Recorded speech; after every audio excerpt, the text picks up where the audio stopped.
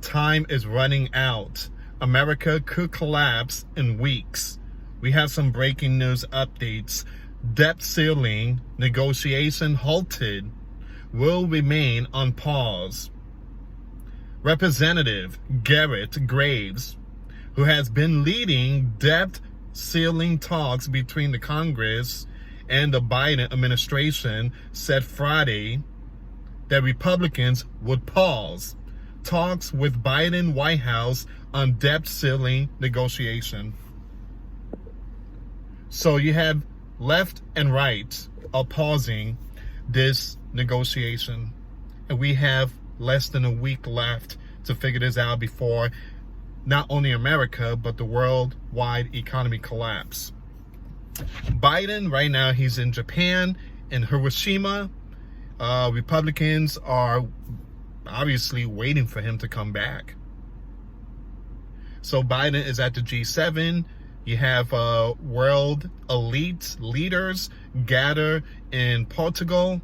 You have very important people trying to figure out how to save the world economy.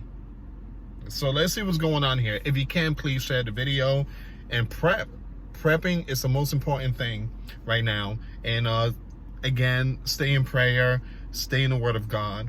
So it says here, Graves said that Republicans would press pause on talks with the Biden administration, although it remains unclear how long they will pause negotiations.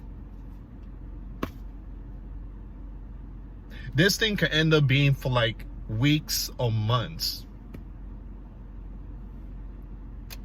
House Speaker Kevin McCarthy tapped Graves to serve as one of the leading negotiators with the Biden administration, which includes White House Counselor Steve and Office of Management and Budget Director Shalanda.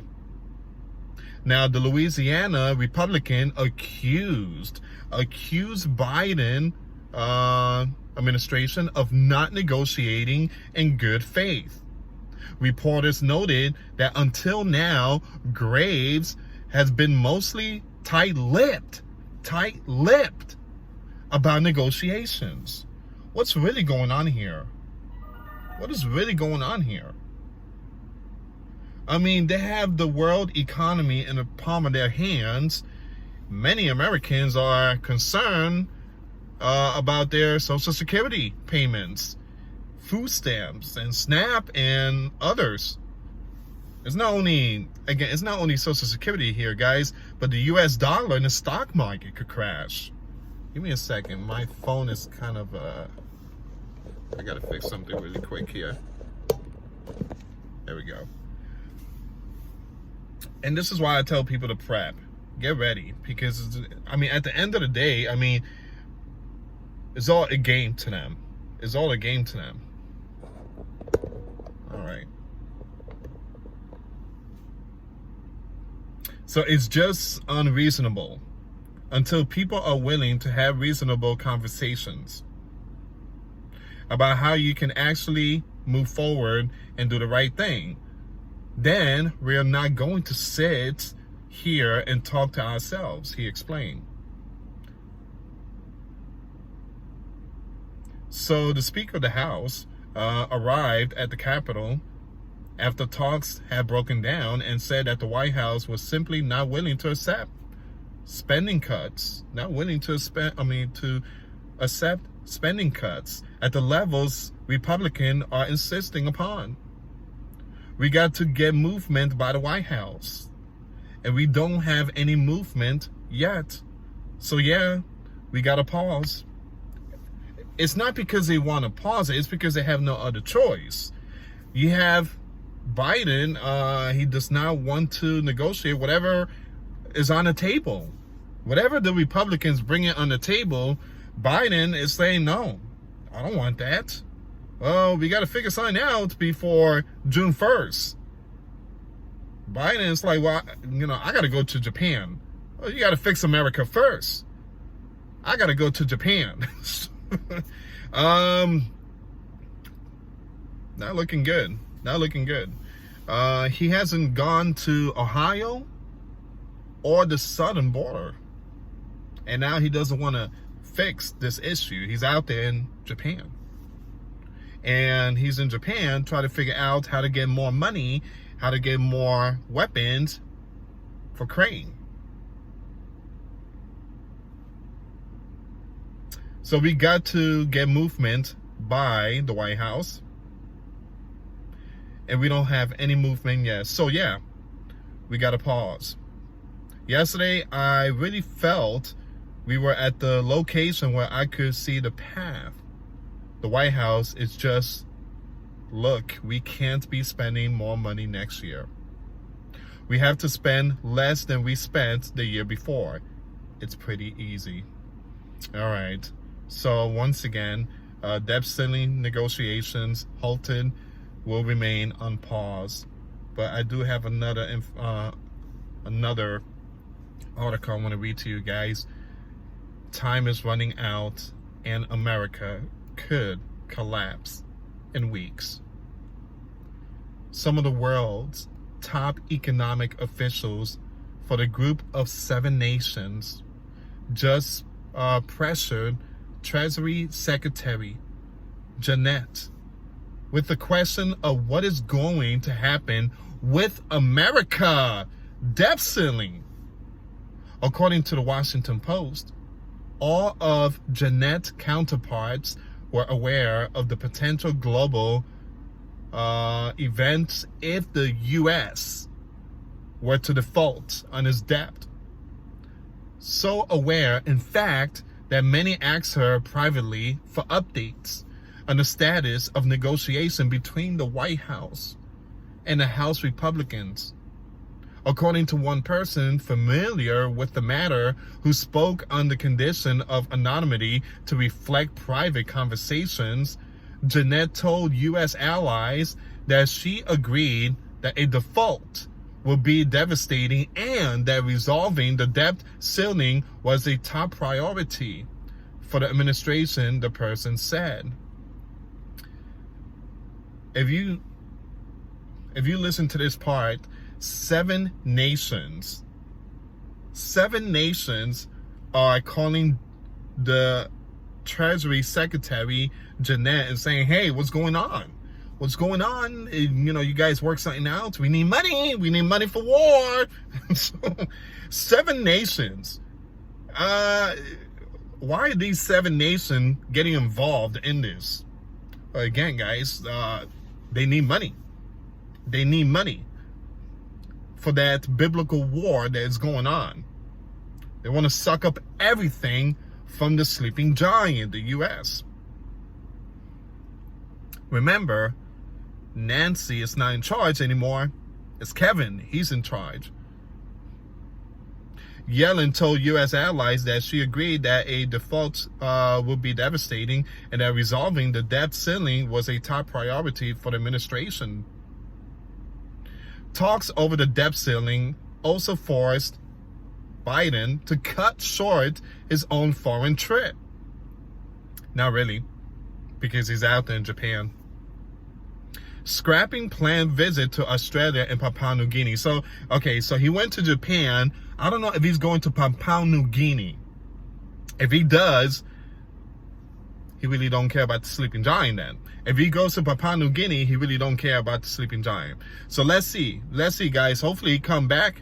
But again, to fix all this problem. But if he doesn't come back, if he goes to Papua New Guinea and Australia, then he really don't care about the sleeping giant. So, scrapping planned visit to Australia and Papua New Guinea after the G7 summit so he can return to Washington this Sunday. But, before that, the flight over the borrowing cap was alarming. U.S. allies around the world, experts are watching in disbelief of the U.S. flirts with its first default, fearful of the potential international economic ramifications, and astonished by the global superpower brush with self-sabotage. Now remember, guys, these nations are also shaking in their boots, because if America collapses, everybody else collapse. Everybody will fall. Experts are already warning that if this isn't resolved, that the stock market will crash, the economy will immediately plunge into a recession, and tens of millions of Americans will not get their Social Security payments. Treasury Secretary Janet says that a U.S. debt default will begin somewhere around June 1st. The following description of what could be ahead comes from the Washington Post. Checks for senior on hold. Soaring mortgage rates, a global financial system sent reeling. Leaders from Congress and the White House are trying to forge an agreement to lift the federal debt ceiling, which only a few weeks before the Treasury Department may no longer be able to avert an unprecedented U.S. default. If they fail and the U.S. and the government can't meet its payments obligations, economists and financial experts predict chaos. The report went on to give a grim report stating that there are 7 major things to watch for if a U.S. debt default actually happens. Number 1, stock crash. Number 2, a sudden recession. Number 3, federal workers in limbo. Number 4, Social Security and Medicare missed payments. Number 5, U.S. borrowing costs soar. Number 6, economic problems spread worldwide. Number 7, the dollar drops, along with U.S. prestige. The severity of the crisis will depend upon the duration of the default. If the federal government can't meet its obligation for a few days, it won't be a very big deal. But if there is no deal for several months, things could get really crazy. In fact, the White House is projecting that stock prices could fall by 45%. According to a report from Michael Snyder, the economy is already starting to come apart as the seams all around us, and the experts at the Federal Reserve openly acknowledge that they are making things even worse by hiking interest rates. Pretty much everyone agrees that rougher times are ahead of us, and probability model from the New York Federal Reserve is now projecting that there is a 68.2% chance that there will be a recession within the next 12 months. The odds of the United States will fall into recession at some point over the next 12 months have risen to a 40-year high, according to the probability model from the New York Federal Reserve. The probability that the country will enter a recession within the next year has risen to 68.2%, according to the New York Fed, which is the highest level since 1982. The Fed's recession risk indicator is now greater than it was in November 2007, not long before the subprime crisis when it stood at 40%. Earlier this year, the news warned that we are in the midst of the worst food crisis in modern history. And so we really need this to be an extremely successful year for our farmers. Unfortunately, that just isn't happening in much of the country. In fact, one wheat farmer in Oklahoma says that his farm is experiencing the most severe drought I've ever seen. Along with this report, farmers who planted the fields are literally witnessing their crops die off last year, and we're probably going to have half of that this year. It's terrible.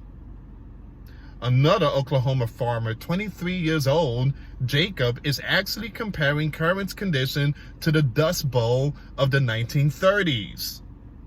Jacob, a 23-year-old farmer near Deer Creek in Grant County, spent a recent Sunday evening surveying his wheat fields in north central Oklahoma. His leather cowboy boots were taller than much of the wheat. Man, some of which is yellowing. He's never seen a worse crop, he said.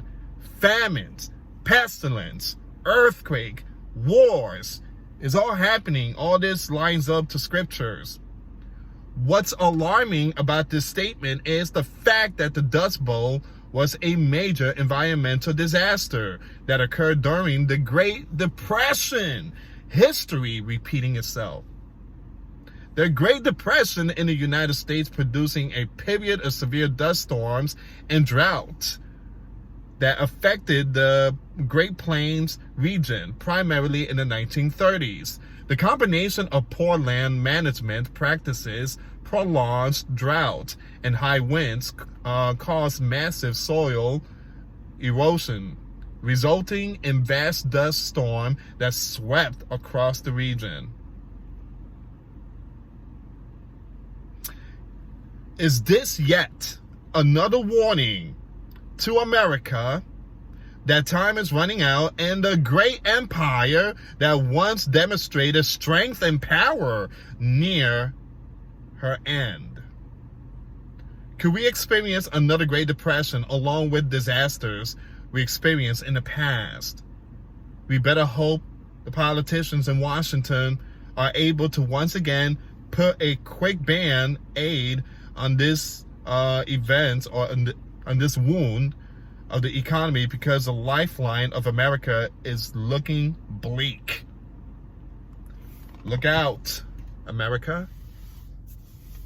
America slowly and slowly is looking like it's about to see its end. We are back in the 1930s. This time, FDR is not here to save the sleeping giant. FDR is not here. We have Joey. People's like, great, great. So what's gonna happen? Well, right now they try to figure things out. Joe is at Japan. Republicans pause everything. Time is ticking. Prep. So again, guys, I will keep you updated on this one. June 1st is around the corner. We don't know what's going to happen. All we know is things are about to hit the fan, and you better be ready spiritually, physically, and mentally. Anyway, guys, thank you so much for watching. Please share the video. God bless you all. Give your life to Jesus Christ and get baptized. We are living in tough time. Till next time later. Peace.